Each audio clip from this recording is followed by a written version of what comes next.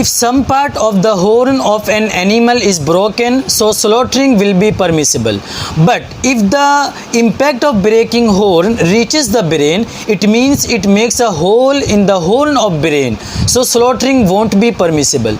But if an animal hasn't horn from the birth and the place from where the horn pops up has been burnt in the childhood, so slaughtering will be permissible. If less than 1/3 of ear of an animal is cut or trimmed, so slaughtering will be permissible. But if it's more than 1/3, so slaughtering won't be permissible. And if an animal who hasn't ear from the birth, so slaughtering will not be permissible. If the eyesight of an animal is gone completely or most of the percent, so slaughtering won't be permissible, otherwise slaughtering will be permissible. If all teeth of an animal are gone or most of the teeth are gone, so slaughtering won't be permissible. But if only 2 or 4 teeth are gone and he is able to eat the fodder and food, so slaughtering will be permissible.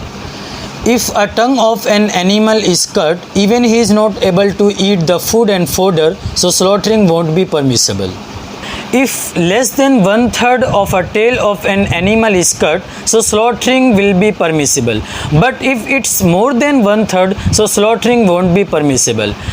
If an animal who hasn't tail from the birth, so according to Imam Azam Abu Hanifa rahmatullah alayh, slaughtering will be permissible. But according to Imam Muhammad rahmatullah alayh, slaughtering won't be permissible. So now it's up to you. Care is better and he shouldn't be slaughtered. If an animal is lame completely or totally, or if an animal can keep only his 3 legs on the ground and the 4th leg, even he can't keep on the ground, even he can't touch the ground by the 4th feet, so slaughtering won't be permissible. But if an animal can keep his 3 legs on the ground and the 4th leg, at least he can keep on the ground, at least he can touch the ground by the 4th leg, although he can walk with the difficulty by the 4th leg, slaughtering will be permissible. If one nipple or one teat of the goat is dried or cut, so slaughtering won't be permissible. And if 2 nipples or 2 teats of the cow and the camel are dried or cut, so slaughtering won't be permissible. But if 1 nipple or 1 teat out of 4 of the camel or cow is dried or cut, then slaughtering will be permissible. Slaughtering of a pregnant animal is disliked, undesirable act. It's a makruh amal. Slaughtering of a castration is called in Urdu khassi, is not only permissible but it's a best act because its meat is more yummy and tasty than others. Slaughtering of an epicene, a neuter animal, is not permissible if the genders of the animal can't be understood, if the genders of the animal is unclear, ambiguous.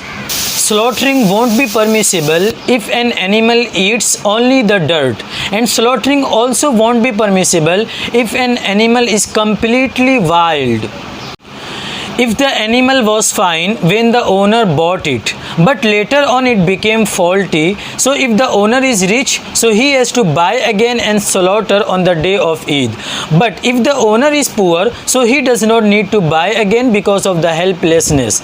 But if the animal became faulty at the time of slaughtering because of the loose control and because of the jerking and shaking, so now it's not problem.